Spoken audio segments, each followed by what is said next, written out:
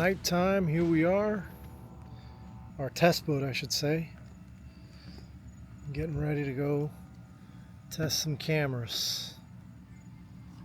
So this is what it looks like out here right now. The sky's it's got a little bit of brightness in it, just some ambient light coming off. I should probably state too that I have low light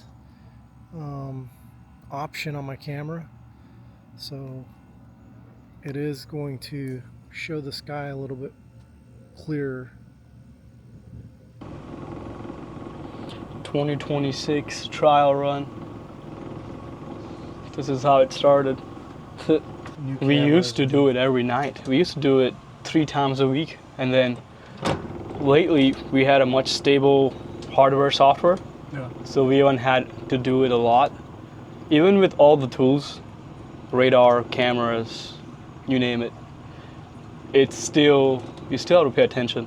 It still, requires high level of, skills to navigate at night. Because, look at this. You can see every ripple in the water. There could be a crab trap here, or who knows, a floating log, or maybe a kayaker's fishing in this area and now he's crossing the channel. I can't see nothing outside my window. It's dark. You should always go slow, especially if you don't know where you're going. Look at that's a boat. That's a boat. Look how fast he's going. Wow. All I see is a light. I think it's a jet ski. Playing music. He's hauling. That was wild. The fact that he was going that speed. So when you look at it like this on the side, when we come almost up, you can see the water. It's not. You see the water? But then you add a windshield. You have a bow. You have screens everywhere. Now these are pretty bright screens. We do turn them down. It's just that we're testing right now, and that's why they're bright. But typically when you go out, you want to turn them down so your eyes can adjust. But the visibility, it's on most boats, especially with the windshield in the way, it's kind of hard to see. But if you have like a small 17-foot center console where visibility is no problem, then it's much easier to see out. But if you have a bigger boat, 24 foot, 26, 30 foot, 50 foot, those big yachts, the visibility starts sort of dropping because you have so much stuff in the way. Like your bow is high, your bow is long, you have windshield. Some people have tinted windshield on their boat, which makes it even worse to see at night. Bad weather, could be really anything. So anyway, we're testing some of the new stuff here, but not bad. Look at it. We're gonna turn one of the lights on, see what it looks like.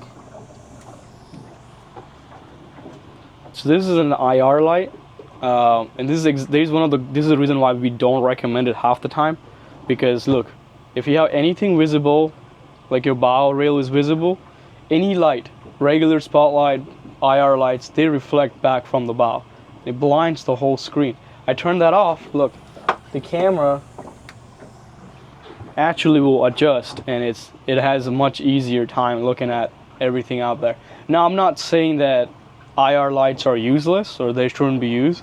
They have their purpose, but for most of the time you don't really need it unless you're 50 miles offshore on a no moon, no star night, which today is no moon and no stars, but we're still inshore, so there's plenty of light pollution hitting the clouds over there, bouncing back on the water. And you may notice a little bit of graininess. That's also normal. As the camera has to work harder and harder, some amount of noise is to be expected. Not just our camera, but really any camera. We're doing not too fast, 20 miles per hour, you can see on the plotter. I don't recommend going faster than that. It's no moon, so it's dark as it gets. There's no stars. You see the clouds? So no moon and no stars. You see that marker coming up? Straight in front of us. Right there. maybe it's hard to pick up on the camera. I'll pull up a little bit close. Just want to slow down a little bit. See, it's green. This is the best part about these cameras. It shows you green markers as green with the number. If you had a thermal infrared camera, it would be black and white, and it would probably just show you the plowing. It won't tell you the color of it. This gives you a lot more detail. The field of view is very wide. Even though it looks like we're going that direction, we're actually not. So if I just keep going straight, it will actually pass on the right. And let's see if we can find it outside. Can the camera pick up? I don't know. I know it's pretty dark out here, but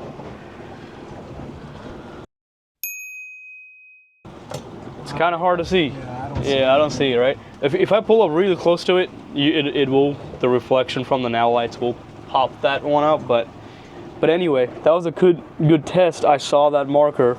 I slow down, make sure I know where I am to the marker. I can see it with my blind eye now. Right, I can see it because the lights are reflecting. Yeah. So this particular marker, it's not a lit marker. It does not have any flashing lights, right? It's an unlit marker. So with naked eye, it's really hard to see unlit markers. I'm catching a little bit of... Yeah, I mean, we're literally like, what, 30 feet now. So we're pretty close to it. I can see it. But if you're going 30, 40 miles per hour, which, I don't recommend going too fast, but on average, most folks are doing, what, 20, 30 miles per hour on water. So if you're doing that speed, your reaction time goes much shorter. So the slower you go, the longer the reaction time. What can happen if a boat hits a pylon like in 30 miles per hour?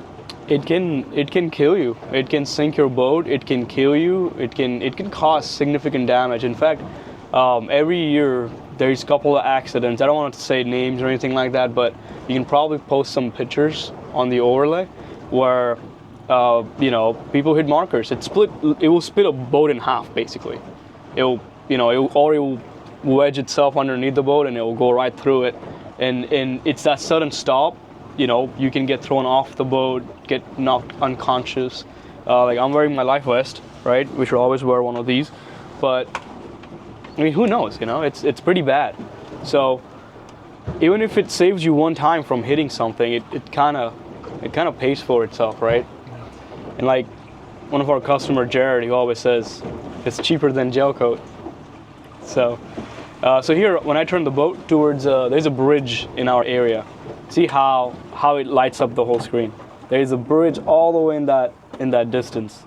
We call it Skyway Bridge. It's pretty famous in Florida. It's near Tampa, Florida.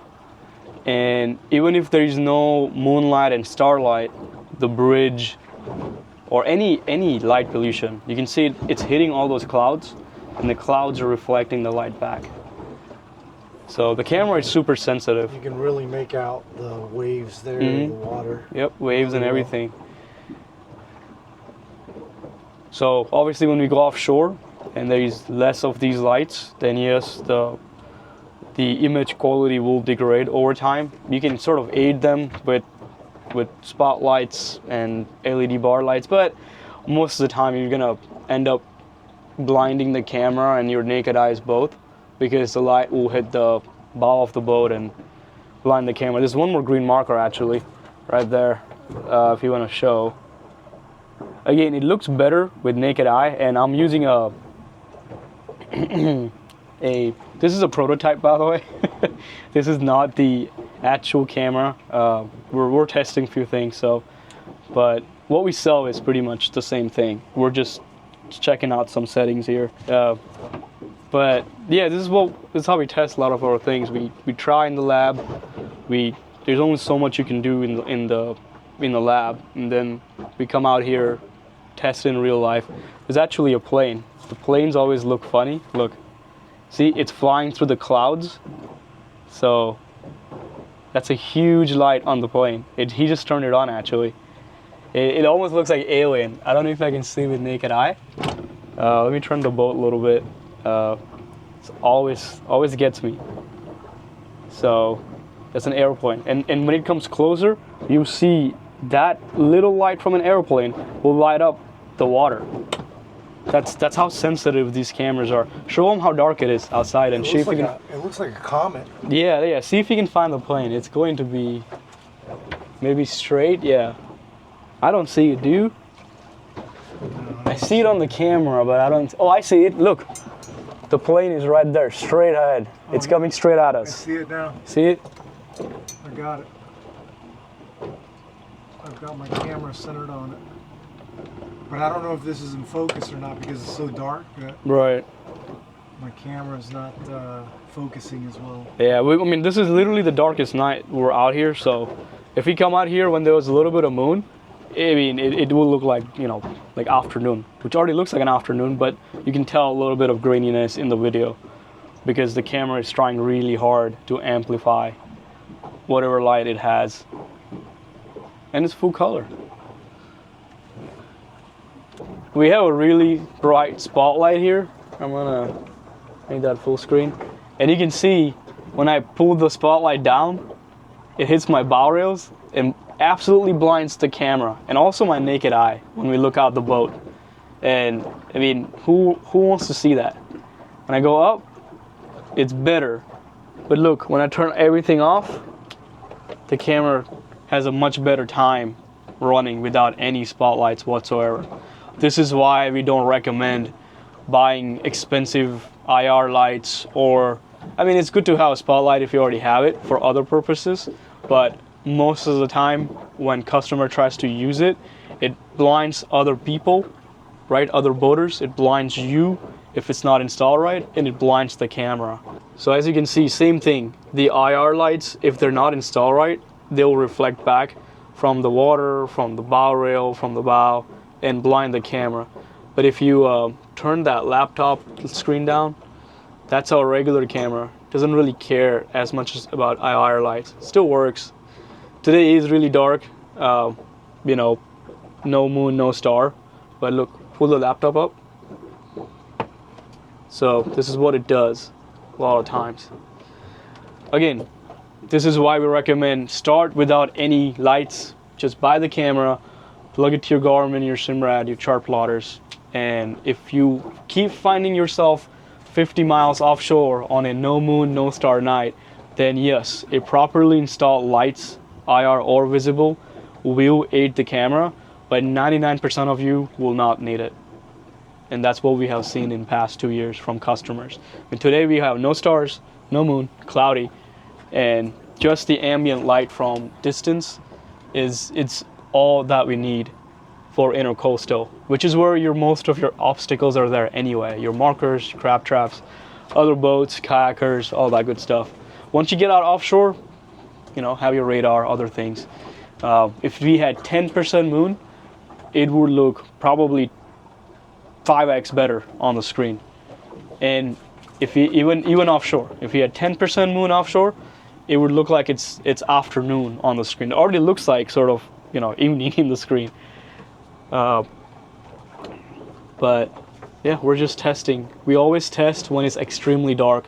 That way we can fine tune these cameras so they perform really well, you know, on a normal day or normal night, I should say. Or day. I mean, or day, yeah. It works. It works just fine during the day too. What are the benefits of using the camera during the day? Just situational awareness. So a lot of boats, they have windshields in the way. They have, you know, long bows, dash is high, multiple people on the boat. Let's say the boat's on autopilot. You're offshore crossing oceans, and you have to go grab something real quick. Or let's say you're, you know, your deckhands or your wife, anybody else on the boat, they want to see what's happening outside. The camera just gives you situational awareness day or night. It helps you see what's out there, you know, especially if you have a larger vessel. Oh, looks like we got an order. But so, yeah, I mean, daytime, nighttime, we heard all sorts of stories. Like we have a couple sailors, they're crossing oceans. You know, they're by themselves. They have to use a restroom.